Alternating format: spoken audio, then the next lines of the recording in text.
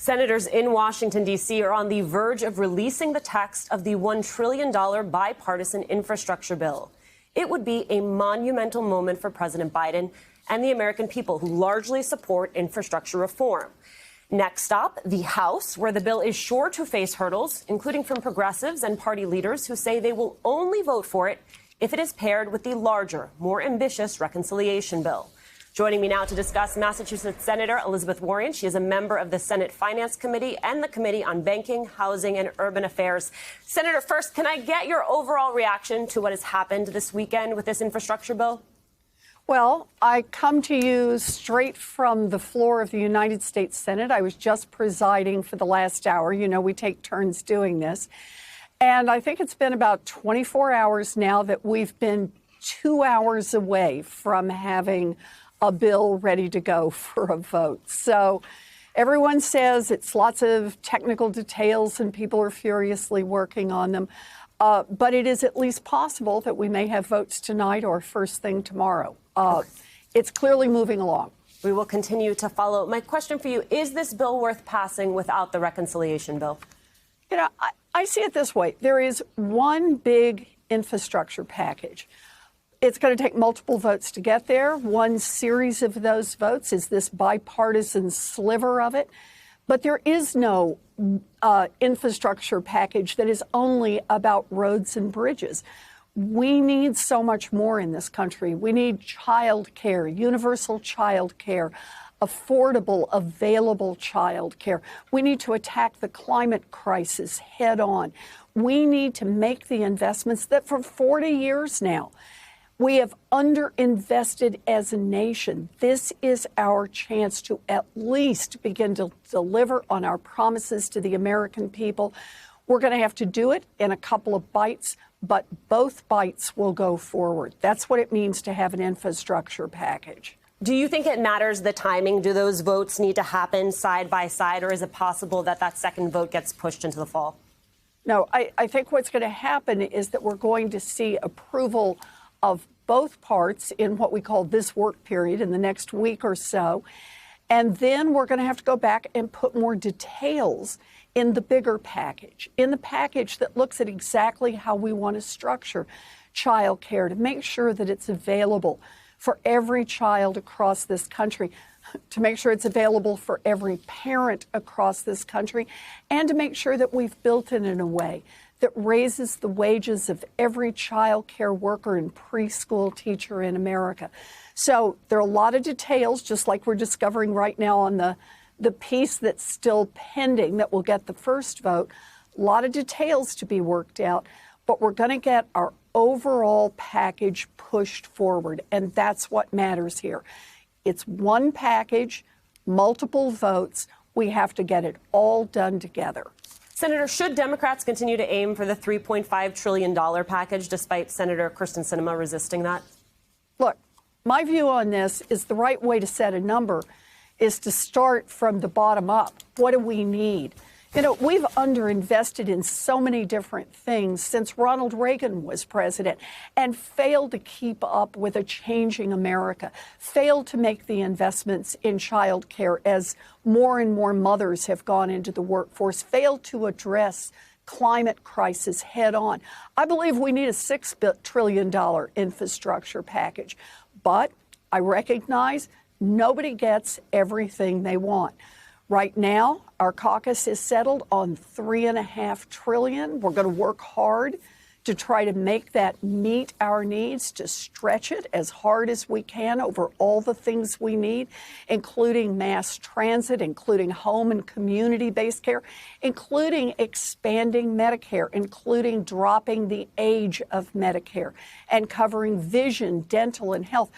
You know, this is the way it goes. Look at all the things I'm trying to list, things that if, as a nation, we've been making those investments as we've gone along, if we've made more investments in all of those areas, we wouldn't have to hit it at this level now. But we are so far behind. It's not just crumbling roads and bridges. It's a crumbling daycare center. It's people who are being crushed by medical debts. And it's a climate crisis that gets worse by the hour. we have a lot to do here. And frankly, it'll be tough to do it on $3.5 trillion. Let's talk about the eviction moratorium that just expired. So last month, the Supreme Court allowed the eviction ban to continue through the end of July. That means yesterday. Kavanaugh made it clear he would block any additional extensions unless there was, quote, clear and specific congressional authorization. President Biden says the ruling means his hands are tied. First of all, do you agree? And if so, why didn't Congress get to this sooner? No, I do not believe that the president's hands are tied. I believe that the CDC has both responsibility and authority to move forward in a time of crisis. COVID cases are on the rise. You've just talked about it. We have new mask mandates in place. We're watching younger people hospitalized with COVID. We're watching deaths increase.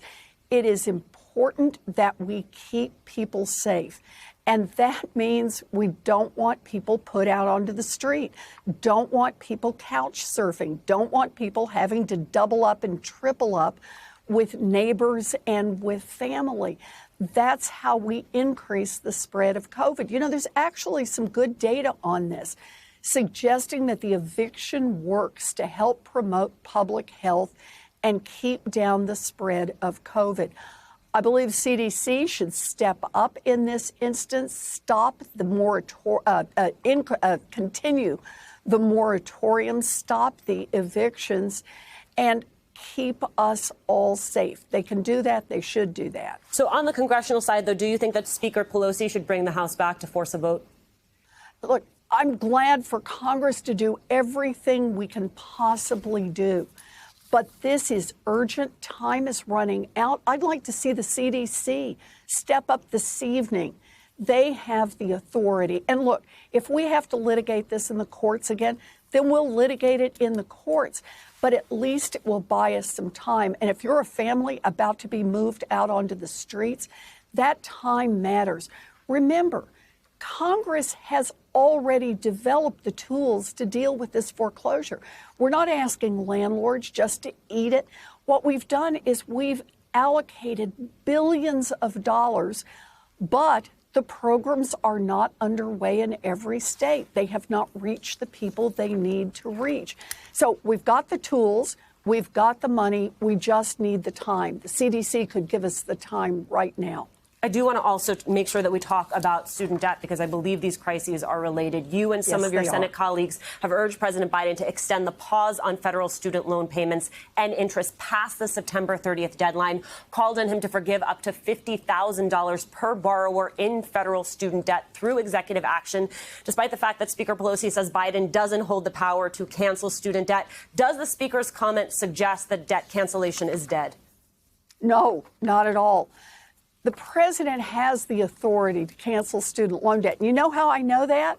Because President Obama did it, because President Trump did it, and because President Biden has done it. In fact, President Trump and President Biden together have already canceled about $80 billion in student loan debt. They have the authority. The laws are very clear on this. What we need the President Biden to do is to pick up that authority and use it. It is a matter of economic justice. Keep in mind that about 40% of the people who have student loan debt never got a diploma. These are people who are earning at a high school graduate's level but paying on college debt. Also keep in mind about 2/3 of the people who graduate from state universities, they end up having to take out student loan to be able to pay. It's also a racial justice issue. African Americans borrow more money to go to school, more money while they're in school, and have a harder time paying it off when they get out of school. President Biden has the authority, and he could make this. He could do this now, right now, and advance both economic justice and racial justice in our country. I hope he will do this. Senator, before I let you go, and I realize that you have been presiding over the Senate floor, so I'm not sure if you heard Minority Leader McCarthy's comments about Speaker Pelosi, his supposed joke about hitting her with a gavel. No. Can we play the sound for the senator really quickly? I'll make just one promise to you. we win the majority, which I know we're going to, you're all invited. You can come to this party, but more importantly, I want you to watch Nancy Pelosi hand me that gavel.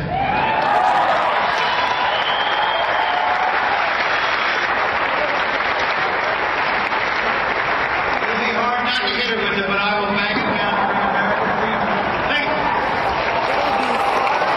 you. Not to hit her with it. Is that what you expect to hear from the House Minority Leader?